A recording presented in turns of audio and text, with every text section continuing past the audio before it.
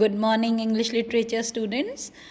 Today I shall be dealing with your poem, Death Be Not Proud, which is a sonnet and written by John Donne. John Donne, who is a metaphysical poet. As I've already given you the introduction to John Donne, so today we shall straight away begin with this sonnet. Okay? And first of all, after discussing this sonnet, I have given you a note on this particular sonnet, which I have taken the reference from litcharts.com poetry, John Donne. That's intentionally I have given you the complete web address. Okay, so first of all, let's begin with this sonnet. Now see, as the title is Death Be Not Proud. Generally when we talk about death, so there is a certain type of fear which exists in people when they talk about death. So here in this particular poem, John Donne personifies death. Okay, so he says here, he says that he is not at all scared of death. If death comes to him, death is just like a sleep. Death is just like what you say, an entry, to heaven. So he considers it to be not at all threatful. Okay, so I'll just read out the sonnet for you. Again, this sonnet is written in a Petrarchan style. The first 8 lines are octave, and the remaining 6 lines are in the sestet. So, and you can see the rhyme scheme. First of all, A, B, and B, and again A, so it goes like that. So, death be not proud, though some have called thee mighty and dreadful, for thou art not so. So, the first 2 lines itself, he puts up his subject. He says, death, you shouldn't feel proud, because death is being personified, that everybody is scared of you. You feel so proud about yourself that people call you very mighty, because death doesn't wait for anybody, and people call you dreadful. For thou art not so. But I don't consider you to be very threatful. Okay? For those whom thou think. Now see, there is a repetition of TT. So this particular poem is also very rich in figures of speech. For those whom thou think, there is personification, there is alliteration, there are metaphors. For those whom thou think thou does overthrow, die not, poor death, nor yet can't thou kill me. Yes, so he says, as you feel that you put people to death, okay, so, and you feel very proud about yourself, so don't be proud, because these people don't die, their soul enters heaven. So rather they are being blessed after death. So this is something very remarkable, the way he is defending himself against death. Okay, so that is an entry to heaven. So he says, from rest and sleep, which but thy pictures be. So he says, death, I don't have a very threatful, very terrifying picture of you, because death is just like, when people take rest, when people sleep, so they don't have, they don't sense other things. So in that way he says, death is just like people resting, people sleeping. Okay, which but thy pictures be. So he pictures, he pictures death to be a very sweet form of rest and sleep, which is not at all terrifying. Okay, much pleasure then from thee. So he says, when I confront death, when I will confront death, it will be a very soothing experience for me. Okay, so I am not scared of death. So it will be pleasure for me, and from thee much more must flow, and soonest our best men with thee do go. Yes, but he says, very most of the people who are very talented, they die very young. So he again considers them not to be very unlucky. He says, those are the lucky people, because they soon get death. So they get freedom from their body. And he talks in the sense, a spiritual sense. So this is what, as you know already, John Donne was a metaphysical poet. So he was writing something beyond the physical. He was writing the spiritual, sublime poetry. Okay. Now, and there are so many conceits. Much pleasure then from thee, much more must flow. See the use of M. Again there is an alliteration. And soonest our best men with thee do go, rest of their bones and soul's delivery.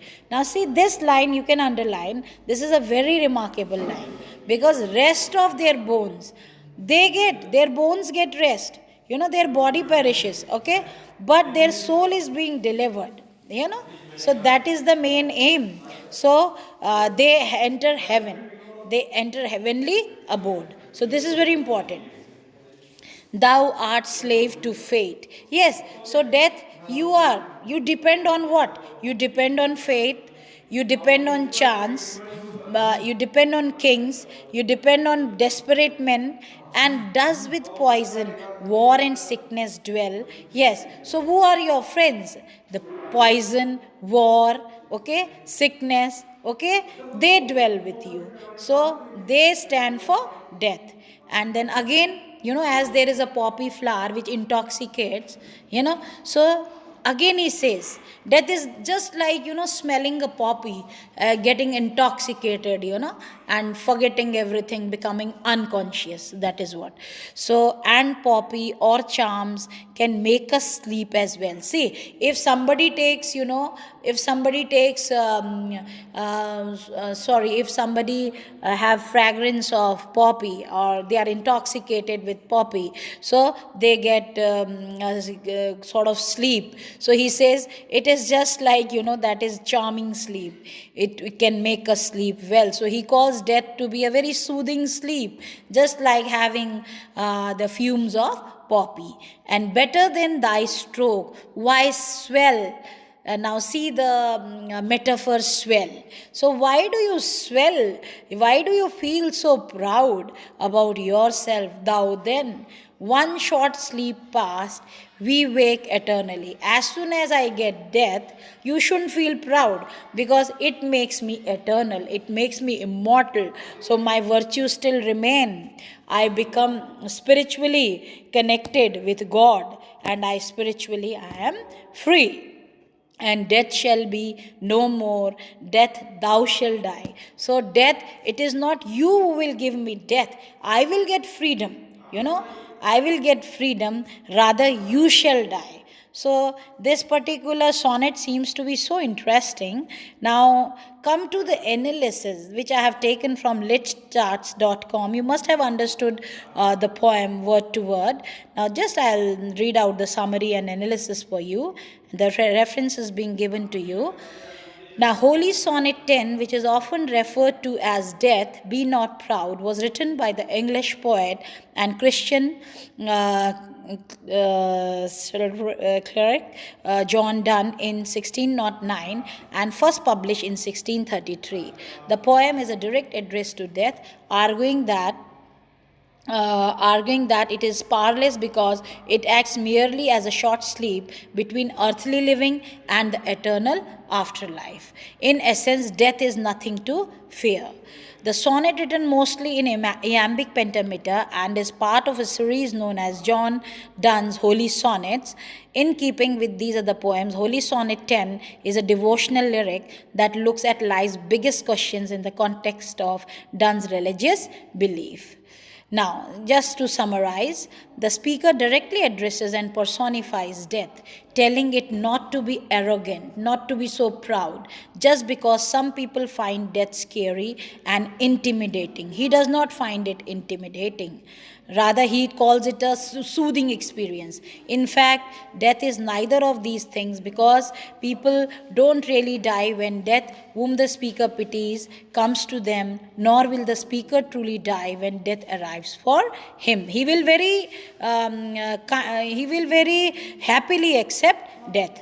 Comparing death to rest and sleep, which are like images of death, the speaker anticipates death to be even more pleasurable than these activities. Furthermore, it's often the best people who go with death, which represents nothing more than the resting of the body and the arrival of the soul in the afterlife.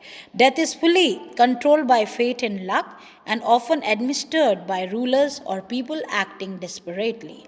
The speaker points out that death is also associated with poison, war, and illness. Drugs and magic spells are more effective than death when it comes to rest. With all this in mind, what possible reason could death have for being so puffed up with pride? As those lines, you don't get swelled and all that. Death is nothing but a mere sleep in between people's earthly lives and eternal afterlife, in which death can visit them no more. It is instead death, or a certain idea of death as something to be scared of, that is going to die. Now, see, here also poet emphasizes on the powerlessness of death, because it is a sort of a comfortable experience for him. So, in this sonnet, often referred to by its first line, Death be not proud, or as Holy Sonnet 10, the speaker directly addresses death, seeking to divest it of its powers and emphasize that man, though fated to die, is more powerful than death itself. So that means he is trying to say, Death, you should be scared rather than me. So the poem paints a picture of death as prideful, who is vain in nature, so he's being personified even, and works to deflate death's importance by arguing firstly that death is nothing more than a rest, and secondly that following this rest comes the afterlife, which contradicts death's aim of bringing about a final end. This is a sort of deliverance, from the humanly body. Okay. With death's powerlessness proven by the end of the poem, it is death itself, not man, who is going to die. So the speaker clearly argues against death being treated as something strong and important. So he doesn't consider it to be strong at all. In essence, he reasons that nobody who dies is actually dead, though death is personified as a boastful figure that proudly trades on its reputation as mighty and dreadful. The speaker, through logical arguments, aims to show death as petty and weak. In order to build this picture of poor death as a pitiable figure, the speaker directly confronts death, insisting that nor yet canst thou kill me. That means he will never be killed, and quickly establishing the poem as a message of defiance. Death is then compared to sleep, one of the most commonplace and beneficial of all human activities. People generally feel good after sleep and rest. The poem reasons, so why shouldn't they feel good after death? Death is simply a rest for men's bones, their physical selves, while their souls move on to the afterlife. Having established death as nothing more than a restful passage between life on earth and the eternal life, the speaker presents death's more fearful properties, represented by images like the Grim Reaper, as comically inaccurate. One can read the speaker's declaration that death thou shalt die as his assertion that this idea of death as something frightening and omnipotent will meet its end. So see, here is a very contradictory approach towards death, and in a real sense, Donne is a metaphysical poet. Okay, so he makes you reach sublimity. The speaker of the poem thus aims to flip death on its head. Its pride is misplaced because it is nothing for people to be afraid of. The speaker achieves this by literally talking down to death, making a mockery of its inflated idea of itself. So, inflated idea, that is, don't get so swelled. Okay. This poem also paints death as slave to earthly things, further emphasizing death's powerlessness. Like death depends on war, death depends on sickness, death depends on poison, etc., etc. So it is completely of the earth, the speaker implies, and depends upon earthly things for its existence. That is not a master of anything, even but a slave. So, even as a form of the rest. Death isn't all that impressive. Indeed, the speaker mentions poppy, opiate drugs, and charms, magic and spells as better means of obtaining rest. Thus, whichever way death is looked at, it's inferior to something else. It is essentially irrelevant, summed up by the speaker's question, why swellest thou then? So, the speaker, so that inflated self, the speaker asks death what it actually has to be prideful about. Overall, the poems present death as having just one function, to transition people between life and the afterlife. With its fearsome power dispelled, death itself can die. So now, see, after reading this particular sonnet, you get such a different view of the poet about death, and it also certainly changes our views about death, and we can have much more research on this topic. You can relate it to the what you say, you can study it on a spiritual scale, okay, and you can relate it to the now, so which are the crucial topics of the present day 21st century. Thank you, students, for your patience for today's lecture. So we shall continue tomorrow with a new topic. Thank you, first year literature students. Thank you so much.